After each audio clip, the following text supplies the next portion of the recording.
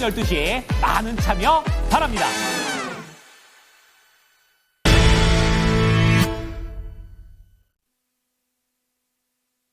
지수는 다시 상승불, 그리고 거래소에서는 기관이 매수로 포지션 전환이 나왔습니다. 투자의 기술 넘어가겠습니다. 토마토 투자클럽 마제스터 전문가입니다. 안녕하세요. 네, 안녕하세요. 마제스터입니다. 예, 오늘의 주제는요? 예, 선물 325, 박스권, 자, 환율. 자, 요 포인트로 말씀을 좀 드리겠습니다. 네, 두 가지 모두 다 지금 다소 좀 부담스럽습니다. 원달러 환율도 1,460원에 임박한 모습 나타내고 있는데요. 그럼 키워드 하나씩 설명을 해주시죠. 네. 자, 제가, 선물 지수 포인트를 하단이 320과, 상단이 325라고 이번 주에는 말씀을 좀 드렸습니다. 그래서 오늘 장중 고점이 325.15포인트의 고점을 찍고 지금 소폭 음봉이 떨어지는데, 여기서 이제 우리가 체크를 해야 될 두 가지 포인트를 얘기를 좀 해드릴 건데요. 이제 환율과 우리 시장의 지수가 올라갈 수 있는지 섹터별로 이제 분석이 상당히 좀 중요한 포인트가 되지 않겠냐라고 좀 보고 있습니다.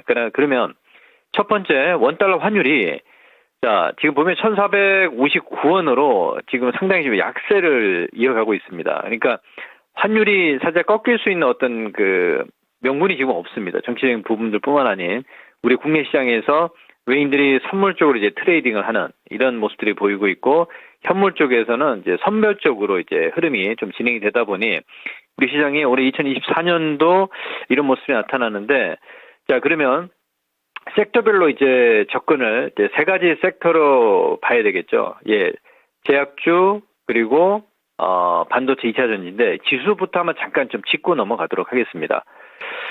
지금 보는 이제 코스닥 차트가 681포인트 선인데 이번 주에 상단이 690포인트라고 말씀을 좀 드렸는데 이게 못 가잖아요. 그렇죠? 그리고 거래소 쪽에서는 2450포인트가 이 박스권 상단이라고 말씀을 좀 드렸는데 이게 지수가 이렇게 강하게 치고 나가지를 못합니다. 예. 그리고 전기전자 업종을 보면 22,000포인트 하단은 나왔는데 이게 강하게 못 치고 가잖아요. 그러면 결국은 전기전자 업종들이 견인을 해야 된다는 얘기가 딱 나오잖아요. 그러면 지수가 오를 때와 지수가 빠질 때 어떤 섹터별로 이제 순환매가 나타나는지를 이제 확인해야 되는데, 자, 일단 먼저 지금 오르고 있는 섹터부터 말씀을 좀 드리면, 제약주. 자, 알테오젠도 이제 박스 저점이 깨지고 반등이잖아요. 그 반등으로 보셔야 될 것 같고, 리가캠도 박스권 저점이 이탈된 이후에 직전 12월 중순에 고점선까지 다 왔습니다. 그럼 이걸 따라가는 게 아니 이런 종목들을 매도를 어느 정도 일정 부분 트레이딩으로 접근하시는 분들은 매도를 해서 빠져 있는 종목군들로 이제 트레이딩을 해야 되는 게 맞죠. 즉 무슨 얘기냐면 아까 조금 전에 봤던 지수에 전기전자 업종들이 지금 못 가고 있죠. 근데 반도체 쪽에서 뭐 한미라든지 뭐 리노공업이라든지 후발 종목들이 많이 올라왔단 말이에요. 그리고 오늘 의미가 있는 게 하이닉스가 눌림목에서 오늘 소폭 양봉의 5일선을 만들어주고 있거든요. 그러면 두 가지 종목입니다. 삼성전자는 지수와 함께 우리가 좀 봐야 될 것 같고 그러면 삼성전자는 하단이 거의 나온 상황이고 그러면 오늘 21선에서 지금 시세가 왔다 갔다 하는 모습들이 좀 보이고 있는데 삼성전자가 그쵸?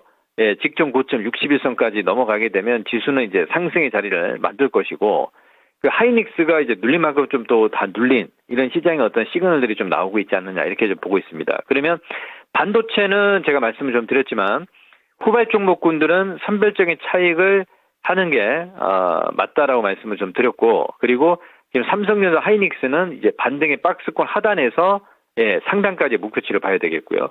그러면 아까 좀 보셨지만 지수가 거래소 쪽에서 지금 2444포인트 선인데 이게 많이 못 올라가고 있고 코스닥 쪽에서 현재 지수가 680포인트 선인데 690과 700을 못 넘어가고 있잖아요. 그러면 지금 2차 전지 쪽으로 이제 넘어오게 되면 2차 전지를 오늘 거래를 터뜨리면서 누르더라고요. 그러니까 일단 중요한 건 뭐냐면 자, 이 코스닥 쪽에서 보면 신성 델타테크 같은 경우는 이 초전지 사업으로 인해서 이런 종목들이 신고가 종목들, 그렇죠? 이런 종목들의 특징주라고 좀 볼 수가 있겠고요. 그러니까 아예 하려면 신고가 종목들의 어떤 그 시세를 만드는 이런 종목들 하려면 이런 종목들이 신성 델타테크라든지 이렇게 시세가 나는 종목으로 가는 게 맞죠. 하지만 만약에 좀 안전하게 조금 중기적인 측면에서 우리가 투자를 하게 되면 지금 사실 오늘 에코프로라든지 코스닥 쪽에서 먼저 말씀을 좀 드리면 에코프로가 저점이 이탈되면서 거래를 만들고 있거든요. 그러니까 지난 11월 15일에 저점선에서 조금 뭐 한 4, 5% 정도 이제 밀려 있는 상황인데 오늘 거래 터지고 오후장에 이게 양봉의 어떤 흐름들이 나타나게 되면 제가 보는 관점은 이제 거의 다 빠진 어떤 기술적인 흐름들뿐만 아닌 수급적인 측면들도 모습이 나타나지 않겠느냐라고 좀 보고 있습니다. 자, 그러면 포스코홀딩스는 지금 자사 소강 얘기가 나왔죠. 저점에서 이탈되지 않죠. 그 셀단에서 LG에너지솔루션하고 이것도 이제 과매도 국면 제가 무조건 말씀을 좀 드리겠고요. 그리고 삼성 SDI도 그냥 비추세 국면으로 좀 진행이 되고 있습니다. 오늘도 거래가 크게 유입되지 않는 상황에서 그냥 조금 거래가 터질 때 시세가 나오는 이런 모습들, 흐름을 좀 기다리는 전략이고요. 자, 이노베이션이 특징주로 상당히 좀 중요하죠. 자, 이노베이션이 직전 고점선까지 12만 원 선 넘고요. 그리고 지금 11만 4천 원에서 눌린 이후에 거래를 완전한 바닥을 만들어내고 있습니다.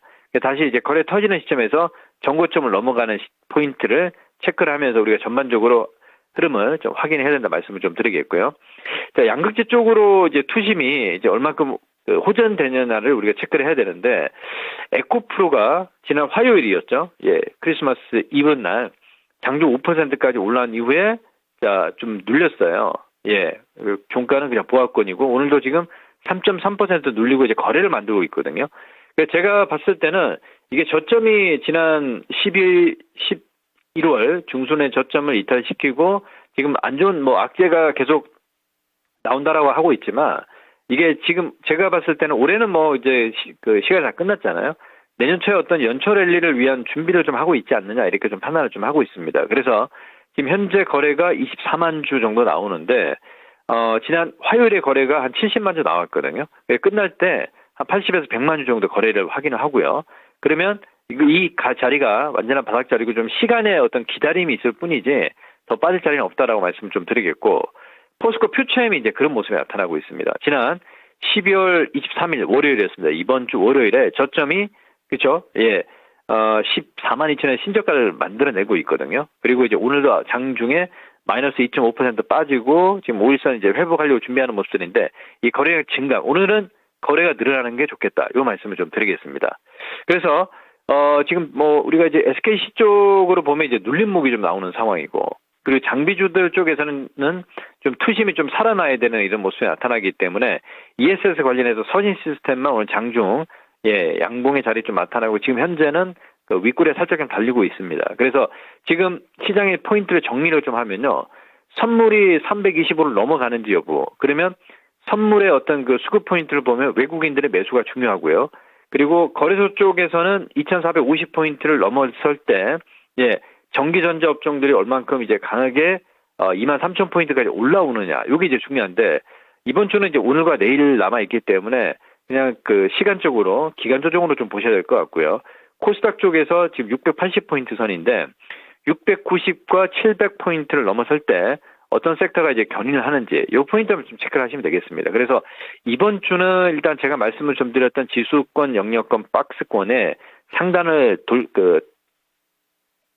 터치를 했기 때문에 지금 현재 구간에서 다시 이제 순환매 섹터에 낙폭과의 순환매 섹터에 변동성을 하고 확인을 하면서 시장을 보시면 되겠다라는 말씀을 드리겠습니다. 알겠습니다. 오늘도 자세한 말씀 고맙습니다. 감사합니다. 마저스입니다. 이렇게 해서 투자의 기술 배워봤습니다.